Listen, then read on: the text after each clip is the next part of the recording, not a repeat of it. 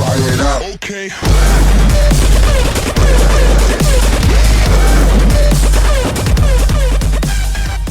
Nice work.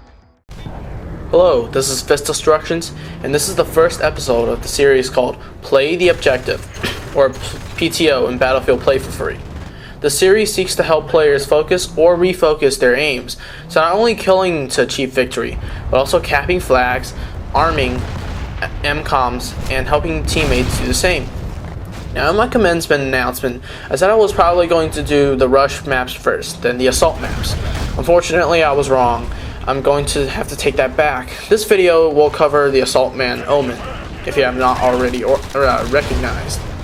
The thing is, you'll not really know what map I'll do next, and I can't tell you for sure. The reason is, the servers that will record footage of my playing the map are not catering to the plan I had. For example, they don't have the map I want to do with a nearly full 32 player round. My team sucks so badly that the other team is base raping or 4-capping us, and things like that. So I'm sorry to counter my predictions, but that's just the way it is. This is a speculation, but from doing the first episode, I've concluded that it will not take as long as 2 weeks to do one. It might take 1 week during school, but I can't promise, and this is my observation so far. Anyway, let's get on with playing the objective. First, I want to start out with the flags that you'll cap when you spawn. The Americans are going to take A, and the Russians are going to take D. Americans will reach A by air and sea, while the Russians by air and land. As an American, you should not blast D with a heli or jet, because you need to let the other team get a fair start. You want to win like a gentleman and play with respect and sportsmanship, not killing them right at the beginning of the match like this. Same goes for Russians, but with A. You can go for it, but you will pretty much practice spawn killing and really make them mad for that. Then, the two middle flags are going to get captured. B near the oil station, and C near the train. Either faction can take either one, depending on how fast it caps A or D, and how fast the game turns out as it goes on. So that is the synopsis of the start of the match. As the match goes on, a team can cap 3 or even 4 flags, depending on how good it is and how bad the other team is. Now for the tips. I'll start out with A. For an American, you want to maximize the APCs and the air supports to decimate A as much as possible, so that the Russians cannot stop your advance. Now, since the Russians cannot spawn at A, make strafe runs with the heli and the jet until they are dead, and then cap it.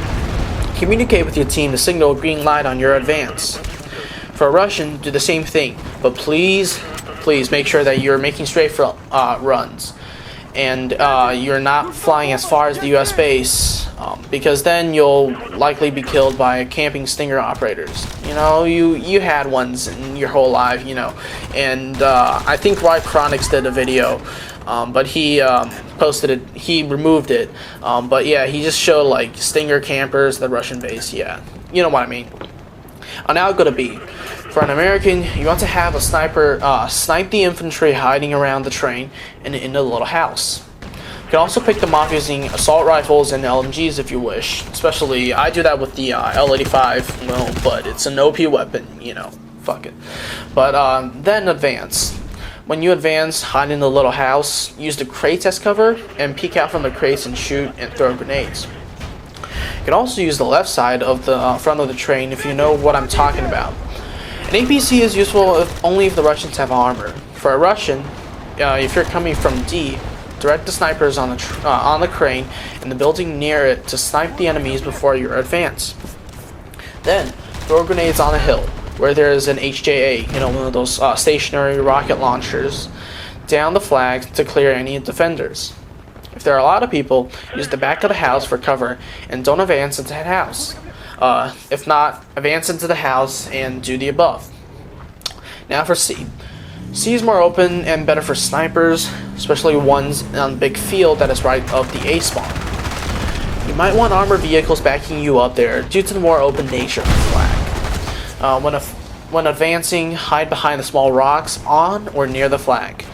Make sure to kill the person operating the rocket launcher, the HJ-8, when advancing.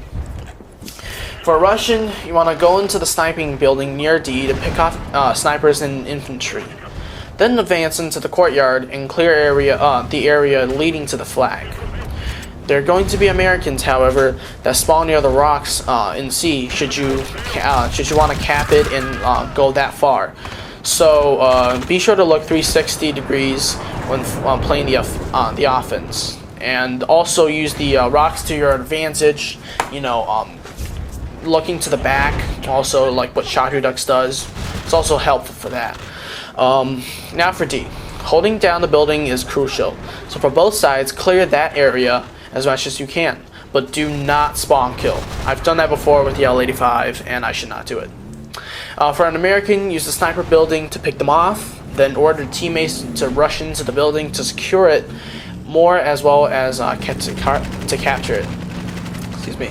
Armor is a good idea to counter the Russian tanks if trying to forecap them, and if there are any vehicles that try to get away from them, you can kill them too.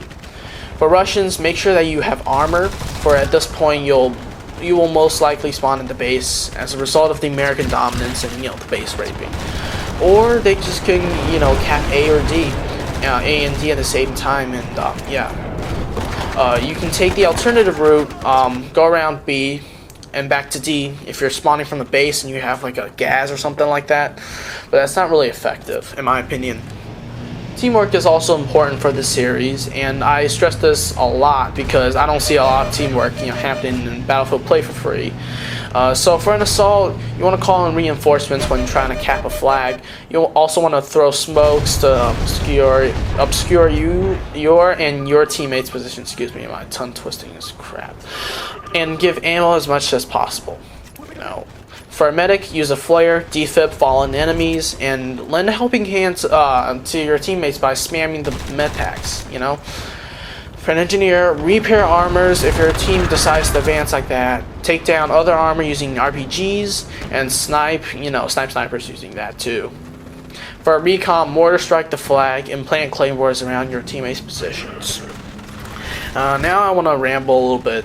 The gameplay that you're seeing in the background is very annoying. Like, I was raging the whole time I was playing because of one guy using the AS Val and another guy using the FAMAS at like rank 11 or something, and it's just I just can't take those guys. I try to use non-OP weapons, and I had in this game I used the M16A2, but I don't know why people use OP weapons. I'm trying to stray away from like all my classes, but I just can't take them anymore, But and this match was pretty long. We were pretty close in my opinion, but I was trying to cap all the flags, and my team was sort of incompetent this way. But that's just my 2 cents on this.